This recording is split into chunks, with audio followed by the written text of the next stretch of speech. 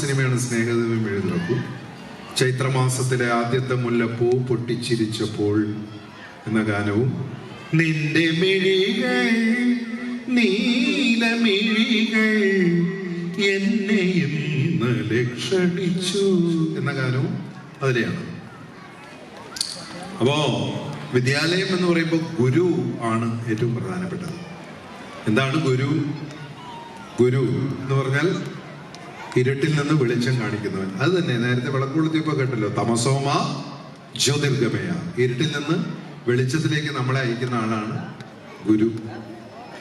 ദൈവവും ഗുരുവും കൂടി ഒന്നിച്ചു വരികയാണെങ്കിൽ ആദ്യം വണങ്ങേണ്ട ഗുരുവിനെയാണ് എന്നാണ് കബീർദാസ് പറഞ്ഞിട്ടുള്ളത്. എന്താ കാരണം? അവിടുന്ന് നേരത്തെ പറഞ്ഞ പോലെ ദൈവം നടന്നു വരുന്നു, കൂടെ നമ്മുടെ ഗുരുനാഥനുണ്ട്.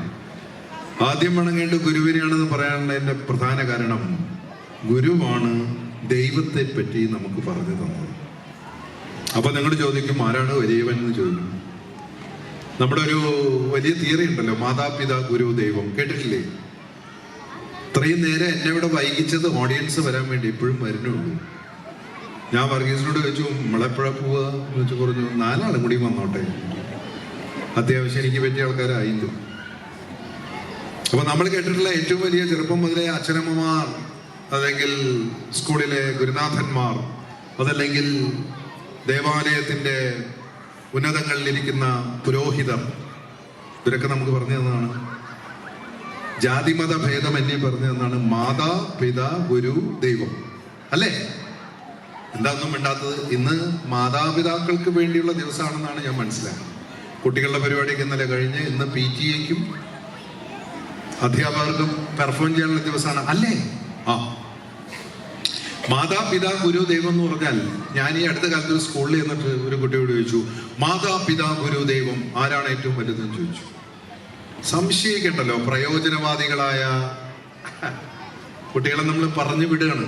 നീ ആദ്യം A+ മേടിക്കണം, നിനക്ക് മാത്രം A+, കലാപരിപാടികൾ A+, വിദ്യയിൽ A+, അവിദ്യകളിൽ A+, സ്പോർട്സിൽ A+, എല്ലാത്തിലും 1ാം സമ്മാനം. അത് എൻ്റെ മകൾക്ക് അല്ലെങ്കിൽ എൻ്റെ മകന് എന്ന് ചിന്തിക്കുന്നവർ കൂടി വരികയാണ്. നിങ്ങളല്ലാട്ടെ, ഈ സ്കൂള് ബെസ്റ്റ്, ഇവിടെ അങ്ങനെ ചിന്തയില്ലെന്ന് നിങ്ങളെ കണ്ടറിയും. അപ്പൊ ഞാൻ സ്കൂളിൽ ചോദിച്ചു, മാതാപിതാ ഗുരു ദൈവം അതിലേതാണ് വലുതെന്ന് ചോദിച്ചപ്പോൾ ഒന്നടക്കം കുട്ടികളെ എനിക്ക് പറഞ്ഞു ദൈവം. ഞാൻ പറഞ്ഞു, വെരി കറക്റ്റ്. നിങ്ങളും അങ്ങനെ തന്നെയല്ലേ വിശ്വസിക്കുന്നത്? ബഹുമാനപ്പെട്ട ഷിക്കാഗോയിലെയാണ്, USA-യിലെ എന്താ പറയാ, ന്യൂയോർക്ക് അടക്കമുള്ള അവിടുത്തെ ബിഷപ്പാണ് ഇരിക്കുന്നത്. അദ്ദേഹവും അത് തന്നെയാണ് പറയുക. മാതാപിതാ ഗുരു ദൈവത്തിൽ ഏറ്റവും വലുത് ദൈവം, അല്ലേ? ആണോ? തൃശ്ശൂർ ഭാഷയിലൊക്കെ എന്തൊട്ടെങ്കിലും പറ, ആണ്. പക്ഷെ അതൊരു സമവാക്യമാണ്. എങ്ങനെയാണതാ ഉണ്ടായത്? ബഹുമാനപ്പെട്ട ഫാദറിന് അറിയാം. എന്നേക്കാൾ ഒരുപാട് അറിവുള്ള ബഹുമാനപ്പെട്ട ബിഷപ്പും ഇവിടുത്തെ മാനേജർ അച്ഛനും കൊച്ചച്ഛനും ഇരിക്കുന്നു, പ്രിൻസിപ്പൾ ഇരിക്കുന്നു. മാതാപിതാ ഗുരുദൈവത്തിൽ ദൈവം തന്നെ വലുത്. പക്ഷേ അതൊരു ഇക്വേഷനാണ്. എന്താണ് equation? A+B ² = A² + 2AB + B² എന്ന മാത്തമാറ്റിക്കൽ ആ സംഭവം അറിയാമല്ലോ, അല്ലേ? പറയൂ, അറിയാമോ? അറിയാം. ഇതാണ്. ഇതിലൊന്നും നമ്മൾ കാണുന്നില്ല. അതിനിടയ്ക്ക് ഒരു പ്ലസ് ഉണ്ട്. ദൈവത്തിന്റെ സാന്നിധ്യം പോലെ ഒരു പ്ലസ് ഉണ്ട്. എന്തറിയോ? മാതാ പ്ലസ് പിതാ പ്ലസ് ഗുരു =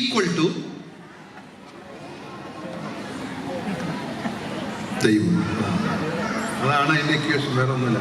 ആ പ്ലസും ആ = നമ്മൾ കാണുന്നില്ല. മാതാ പ്ലസ് പിതാ പ്ലസ് ഗുരു സമം ദൈവം. അപ്പോ ആദ്യം മാതാവ് ഫസ്റ്റ്, സെക്കൻഡ് പിതാവ്, തേർഡ് ഗുരുനാഥൻ, അധ്യാപകൻ, ആരും ആവാം. ഇതിനെ 3നെയും കൂട്ടിയാൽ കിട്ടുന്ന ഒരു വലിയ ശക്തിയാണ് ദൈവം. ഈ 3 പേരെയും അംഗീകരിക്കാത്തവർക്ക്, ഈ 3 പേരെയും തള്ളിപ്പറയുന്നവർക്ക്, നിങ്ങൾ വിശ്വസിക്കുന്ന, നേരത്തെ ഞാൻ കേട്ടു, ലോന മുത്തപ്പൻ അനുഗ്രഹിക്കില്ല. ലോന മുത്തപ്പനും അംഗീകരിക്കില്ല, ജീസസ് ക്രൈസ്റ്റും അംഗീകരിക്കില്ല, ഗുരുവായൂരപ്പനും അനുഗ്രഹിക്കില്ല, അയ്യപ്പസ്വാമി അനുഗ്രഹിക്കില്ല, ആരും അനുഗ്രഹിക്കില്ല. മാതാവിനെ തള്ളിക്കളയുക, തള്ളിപ്പറയുക. പിതാവിനെ തല്ലുക. ഏത് പിതാവിനെ? അച്ഛനെ അല്ലെ അപ്പനെ അടിക്കുക. ഗുരുവിനെ കല്ലെടുത്തെറിയുക. ഇങ്ങനെ ഈ 3 പേരെ നിഷേധിക്കുന്നവർക്ക് ദൈവം ഒന്നും തരില്ല. ഞാനിത് പറഞ്ഞെന്താ വെച്ചാൽ, ഒരു സ്കൂളാവുമ്പോൾ 1-2 കാര്യങ്ങൾ ഇങ്ങനെ പറയുമ്പോഴേ വന്നതിനൊരു ഫലമുണ്ട്. ഇനി നമുക്ക് തമാശ പറയാം. ജീവിതത്തിൽ നേരത്തെ പറഞ്ഞു, നമ്മുടെ ബഹുമാനപ്പെട്ട അധ്യക്ഷൻ പറഞ്ഞു, നമുക്ക് ഒരുപാട് പ്രയാസങ്ങളും ദുഃഖങ്ങളൊക്കെ ഉണ്ട്, എന്നിട്ട് നമ്മൾ ചിരിക്കുന്നു. അതിനെ ചിരിപ്പിക്കാൻ വേണ്ടി ഒരാൾ ഇവിടെ വന്നിരിക്കുന്നു. നമുക്ക് ദുഃഖങ്ങളും പ്രയാസങ്ങളും ഒക്കെ ഉണ്ടെങ്കിലും നമ്മൾക്ക് വല്ലപ്പോഴൊക്കെ ചിരി വേണം എന്നാണ് അദ്ദേഹം പ്രസംഗത്തിൽ പറഞ്ഞു, അല്ലേ? നമ്മളെ ചിരിപ്പിക്കാൻ വന്നു. സത്യം പറയട്ടെ, ദുഃഖത്തിൽ നിന്നാണ് ചിരി ഉണ്ടായത്. ജീവിതത്തിന്റെ കഠിനമായ ദുഃഖത്തിൽ നിന്നും മാത്രമേ നർമ്മം ജനിക്കൂ. അല്ലാതെ ചിരി ഉണ്ടാകുന്നത് സന്തോഷത്തിൽ നിന്നല്ല.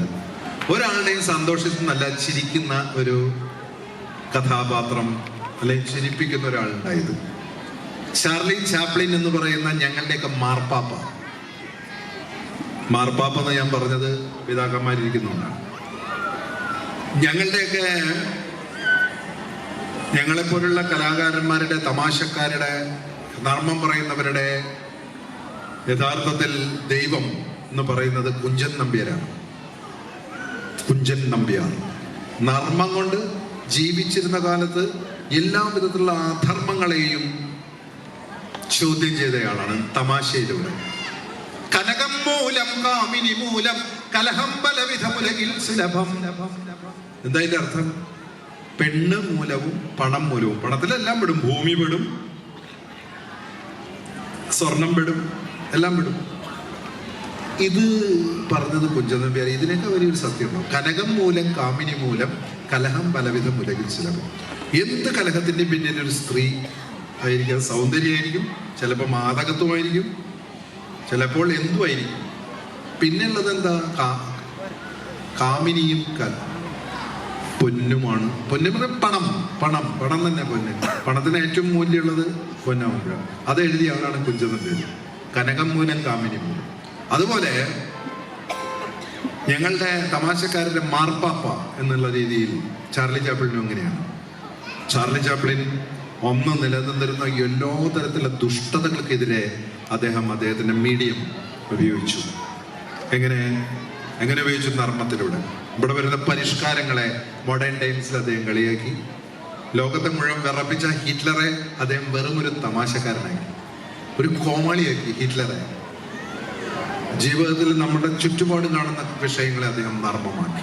അപ്പൊ അതാണ് ഞങ്ങളുടെ പാരമ്പര്യം. അവരൊക്കെ നിത്യ ജീവിത ദുഃഖത്തിൽ നിന്നാണ് നർമ്മമുണ്ടാക്കിയത്.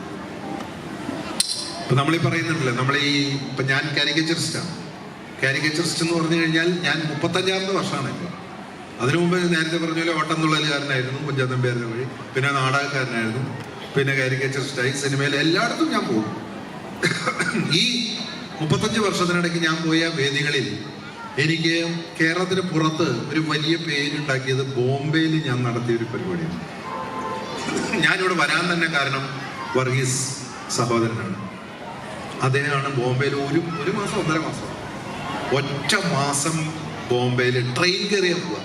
അന്ന് നമ്മൾ സെലിബ്രിറ്റി ഒന്നല്ലാത്തതുകൊണ്ട് സാധാരണ ട്രെയിനിൽ, അതായത് ദേഹത്തെ എണ്ണ പുരട്ടിയിട്ട് ആ ട്രെയിനിലേക്ക് കയറി നിന്നാൽ ഇവിടെ ഇറങ്ങുമ്പോഴേക്കും ഫുൾ മസാജ് കഴിഞ്ഞിറങ്ങിയ മാതിരി. കാരണം അത്ര തിരക്കാണ് ബോംബെയിലെ ട്രെയിനിൽ കയറിയിട്ടുണ്ടല്ലോ നമ്മുടെ എല്ലാ ബോഡി പെയിനും പോകും. ഇവിടെയാണ് നമ്മൾ മേലുവേദന, അയ്യോ കഴുത്തിനവിടെ വേദന, കാലിന് വേദന.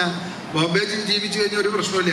ഞങ്ങളെ കൂട്ടത്തോടു കൂടി ഞങ്ങൾ പാട്ടുകാരും ഞാൻ നർമ്മത്തിൻ്റെ ആളുകൾ ഒറ്റ കയറലാണ് അടുത്തൊരു സ്റ്റേഷനിൽ കല്യാണിലേക്ക്. അവിടെ തിരിച്ചു വന്നാൽ പറയും ഉറങ്ങിയിരിക്കോ, രാത്രി തന്നെ വേറെ സ്ഥലത്തേക്കാണ്. അങ്ങനെ ഒരു മാസം. പക്ഷെ അത് കഴിഞ്ഞിട്ടാണ് ഞാൻ ഗൾഫിലൊക്കെ പോയതും ചാനലിലൊക്കെ വരുന്നത്. അപ്പൊ ഞാൻ പറഞ്ഞു വന്നത് എന്താ വെച്ചാല്, എല്ലായിടത്തും ഇങ്ങനെ കറങ്ങി നടന്നിട്ട് കാലം കുറയും. ഇപ്പോഴും എന്നെ കണ്ടു കഴിഞ്ഞ ആൾക്കാർ ഇപ്പോഴും ചോദിക്കുന്ന ചോദ്യം എന്താ വെച്ചാല്, അപ്പൊ പരിപാടിക്കുണ്ട, പ്രത്യേകിച്ചും തൃശ്ശൂർക്കാര്. തൃശ്ശൂർ റൗണ്ടില് ഞാൻ നിൽക്കുകയാണെങ്കില് റൗണ്ടില് ജയരാജേട്ടാ ഇപ്പൊ പരിപാടിക്കുണ്ട, സിനിമയ്ക്കുണ്ട. ആ സിനിമയുണ്ട് തീരെ ഇഷ്ടമല്ല. പടിഞ്ഞാറക്കോട്ടര ഭാഗത്തിലാണ് നിൽക്കുമ്പോ ജയരാജേട്ടൻ ഇപ്പൊ പടത്തിലൊന്നും കാണാനില്ല, ഇപ്പൊ പടല്ലേ. ഇപ്പൊ അപ്പോ പടക്ക് കുറവാ. ശരി, നന്നായി. അത് അയാൾക്ക് ഞാൻ ഒരു ദ്രോഹം ചെയ്തിട്ടില്ല. അപ്പോ ഇതാണ് ആറ്റിറ്റ്യൂഡ്. ഈ നന്ദിക്കര അങ്ങനെ വരുമ്പോ ഹൈവേയുടെ ആ സ്കൂളിന്റെ ഇപ്പുറത്ത് അയ്യപ്പൻ ഒരു ഗണപതി കോവിലൊക്കെ നന്ദിക്കര, അതിന്റെ ഇപ്പുറത്ത് എൻ്റെ ഒരു ഫോട്ടോ വെച്ചിട്ടുണ്ട്, ഒരു വിഗ് വയ്ക്കുന്ന ഒരു പടം കണ്ടോ? അത് കണ്ടപ്പോ കംപ്ലീറ്റ് സാധനം പോയില്ലേ എന്നോട്. അപ്പൊ ഞാൻ പറഞ്ഞു ചെറുതായിട്ട് നന്നായിട്ടാ അങ്ങനെ നടന്നാൽ മതിയായിരുന്നു. ഭരത് ഗോപിയേട്ടനൊരു ഭരണയില്ലോ. ഞാൻ ഈ ഭരത് ഗോപിയെ അവതരിപ്പിക്കുന്നത് കൊണ്ടാണ് എൻ്റെ തലമുടി പോയതെന്നാണ് അയാളുടെ ഒരു കണ്ടെത്തൽ. ഒരാൾ പറഞ്ഞല്ലോ, ഞാൻ ഈ വിക്കിന്റെ പരസ്യം എറണാകുളത്ത് അങ്കമാലിലൊക്കെ ഉണ്ട്, ഞാൻ എൻ്റെ ഒറിജിനൽ മുടി മാറ്റുന്ന ഇത് വെക്കുന്നത് ഇവിടെയൊക്കെ വെച്ചിട്ടുണ്ട്. എന്നോട് അവനെ ഭരത് ഗോപിയുടെ ശാപാണെന്ന്. ഭരത് ഗോപിയേട്ടനെ ഞാൻ കാണിക്കുന്നത് കണ്ടിട്ട് ഞാനിങ്ങനെ നൃത്തം മനോഹരമായിരുന്നു, അഭിനന്ദനങ്ങൾ, ക്യാമറ ഒന്നുകൂടെ ക്ലോസ് ആക്കണം. നിങ്ങൾ കണ്ടില്ല അല്ലേ? ക്യാമറമാൻ എവിടെയാണ് വീഡിയോ ക്ലോസ് ആക്കാത്തത്? ഒന്ന് പിടിക്കൂ. അപ്പൊ കണ്ടോളോട്ടോ, ഇവർക്ക് കാണാൻ പറ്റുമോ? തബലിസ്റ്റ് അയ്യപ്പൻ, നൃത്തം മനോഹരമായിരുന്നു, അഭിനന്ദനങ്ങൾ. വല്ല ഡാൻസ് ഗ്രൂപ്പിലോ സിനിമയിലോ മെഗാസീനിലോ അഭിനയിക്കാൻ താല്പര്യമുണ്ടെങ്കിൽ ഞാൻ ഒരുപാട് അവസരം ഉണ്ടാക്കി തരാം. ചിരിക്കുമ്പോഴാണ് മനസ്സിലാവുന്നത്, കാരണം അപ്പോഴാണ് പല്ലിന്റെ വിടവ്. അപ്പോ ഭരത് ഗോപിയാശാന്റെ ആ ഒരു ക്യാരക്ടർ എൻ്റെ മുഖത്ത് കൂടുവിറ്റ് കൂടുമാറ്റം വരുന്നത് ഈ സാധനം പോയി ഇല്ലാത്തതുകൊണ്ടാണ്. അങ്ങനെ എനിക്ക് കാരിക്കേച്ചർ ആണെങ്കിൽ എൻ്റെ ഒരു ജീവിതം തന്നെ അതാണ്. അപ്പൊ ഞാൻ പെട്ടെന്ന് ഇവിടെ നിന്നുകൊണ്ട് ആരാവാം? ആരാ മനസ്സിലായോ? മറുപടി എന്ന് പറഞ്ഞത് PTA പ്രസിഡന്റാണ്. ഇത്രയും സുന്ദരനായ ഒരു PTA പ്രസിഡന്റിനെ വേറെ ഒരു സ്കൂളിലും ഞാൻ കണ്ടിട്ടില്ല. സാധാരണ 10-75 വയസ്സായ ആൾക്കാരാണ് PTA പ്രസിഡന്റ് ആയിട്ട് വരാറുള്ളത്. നന്നായി. കൈയടിക്കുന്നില്ല. മറ്റേ അവതാരകരെ പോലെ കയ്യടി എരന്ന് വാങ്ങുന്നതല്ല, താളം വേണം. ഒരുപാട് സിനിമകളിൽ അച്ഛനായിട്ട് അഭിനയിച്ചിട്ടുണ്ട് അച്ഛോ. അതായത് നിങ്ങളെ പോലെ വെളുത്ത കുപ്പായിട്ട് അച്ഛൻ, പിന്നെ വേറൊരു തരം നിറമുള്ള കുപ്പായുള്ള അച്ഛൻ, ചെറുപ്പക്കാരനായ അച്ഛൻ, അത് ചാമരത്തിലാണ്, പിന്നെ വയസ്സായ അച്ഛൻ, വൃദ്ധനായ അച്ഛൻ, അങ്ങനെ ഏറ്റവും കൂടുതൽ അച്ഛനെ അവതരിപ്പിച്ച ആള് ചിലപ്പോ നമ്മളായിരിക്കും. അപ്പൊ ഒരു കവിത പാടാം. എന്താ, ഏത് കവിതയാ വേണ്ടത്? ഇത് തന്നെ മതിയോ? കറുകാറേ കാർമുകിൽ കൊമ്പനാന പുറത്തേറിയഴും നള്ളും മൂർത്തി ചികിചികി ചക്കം ദൈ ദൈ ചികിചികി ചക്കം ദൈ ദൈ ചികിചികി ചക്കം ദൈ ചികിചികി ചക്കം ദൈ കർക്കിടകത്തെ വരെ കുടം കുടം തുടം തുടം നീ വാർത്തേ ആ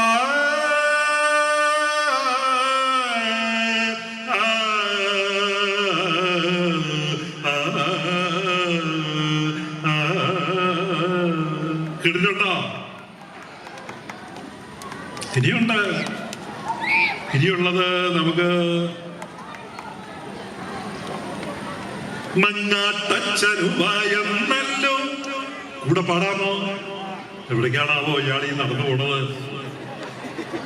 മങ്ങാട്ടച്ചനുപായം നല്ലോ മംഗല്യത്തിന് സ്വർണ്ണേ നല്ലോ മങ്ങാതിരിപ്പാൻ നീല വിളക്കു നല്ലോ. ഇതുവരെ ആ ദീപം കണ്ടോ പ്രകാശിക്കുന്ന?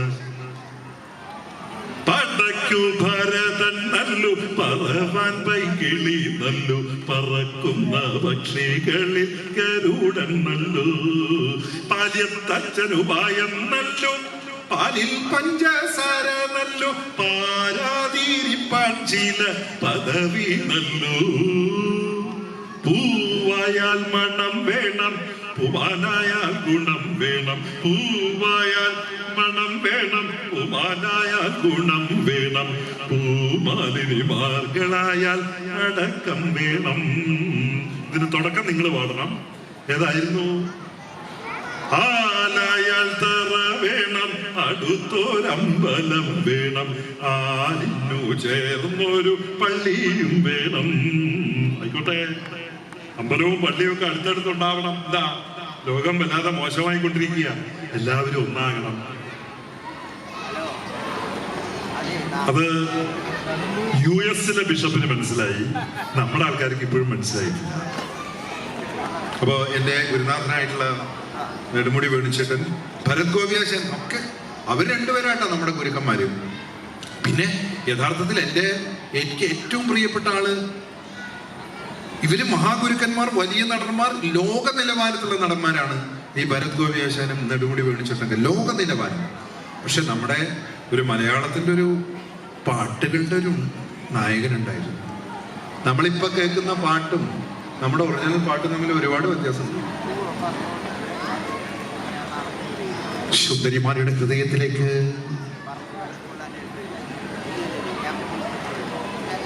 സുന്ദരിമാരോട് പണ്ടേ ഇഷ്ടമാണ് കേട്ടു. എല്ലാ സുന്ദരിമാർക്കും നമ്മളെ ഇഷ്ടമായി. സുന്ദരിമാർക്ക് മാത്രമല്ല, സാധാരണക്കാരായ മനുഷ്യന്മാരിൽ പുരുഷന്മാർക്കും നമ്മളെ ഇഷ്ടമായി. എൻ്റെ അടുത്ത് നിൽക്കുന്ന നായികയേക്കാൾ കൂടുതൽ സ്ത്രൈണ സൗന്ദര്യം നമ്മുടെ മുഖത്തായിരുന്നു. നമ്മൾ അവതരിപ്പിച്ച കഥാപാത്രങ്ങളെയല്ല ജനം ഇഷ്ടപ്പെട്ടത്, നമ്മളുടെ മുഖകാന്തിയെയാണ്, നമ്മുടെ മൂക്കിനെയാണ്, നമ്മുടെ ചുണ്ടിനെയാണ്, നമ്മുടെ മനോഹരമായ അധരങ്ങളെയാണ്. അതുകൊണ്ടാണ് പ്രാണസഖി പ്രാണസഖി ഞാൻ വെറുമൊരു പാമരനാം പാട്ടുകാരൻ ഗാനലോകവീഥികളിൽ. ഒരു ഫോട്ടോ എടുക്കും. ഗാനലോകവീഥികളിൽ വേണുവൂതുമാട്ടിടയൻ പ്രാണസഖി ഞാൻ.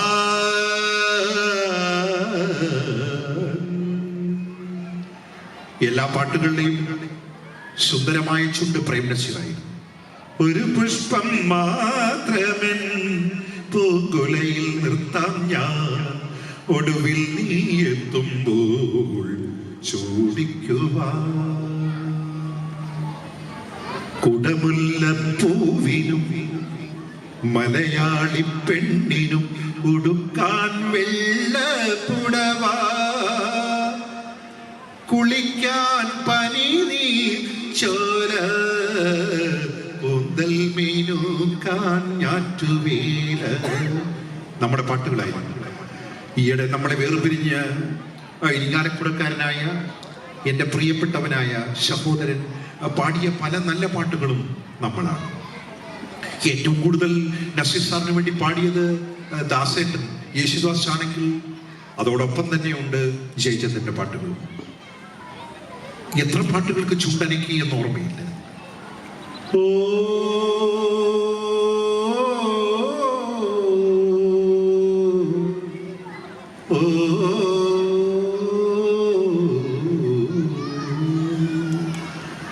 മഞ്ഞലയിൽ മുങ്ങിത്തോർത്തി ധനുമാസ ചന്ദ്രിക വന്നു, നിന്നെ മാത്രം കണ്ടില്ലല്ലോ, നീ മാത്രം വന്നില്ലല്ലോ, പ്രേമ ചകോരി ചകോരി ചകോരി.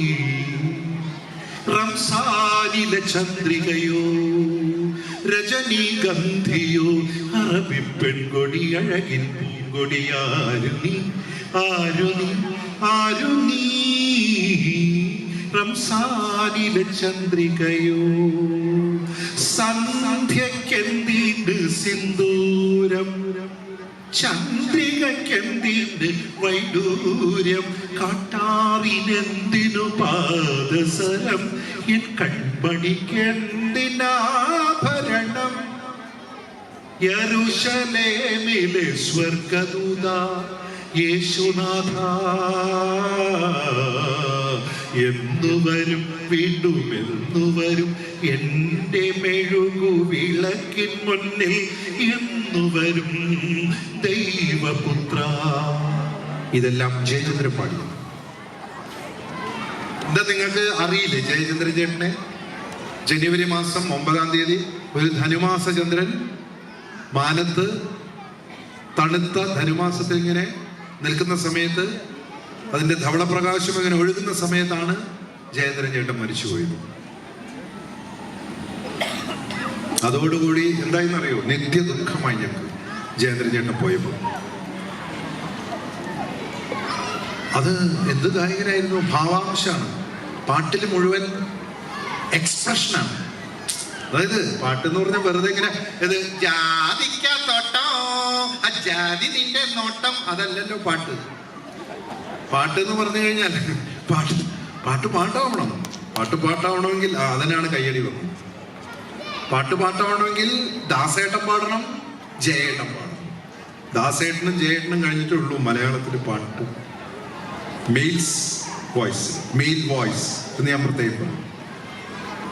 ആലിലത്താലിയുമായി വരൂ നീ തിങ്കളേ ഇതിലേ ആവണി പൊയ്കയിൽ നാണപോലും ആമ്പലോ വധുവായരികേ മാനത്തായി മുകിലകല മറയുമൊരു യാമത്തിൽ അനുരാഗമലിയുമൊരു മാംഗല്യം രാവിൽ. ജയേട്ടന്റെ പാട്ടാ. കേൾക്കാത്തവർ ഇന്ന് തന്നെ പോയി കേൾക്കണേ. കേൾക്കാത്തവരാണെന്ന് മനസ്സിലായി ഗുരുവാ.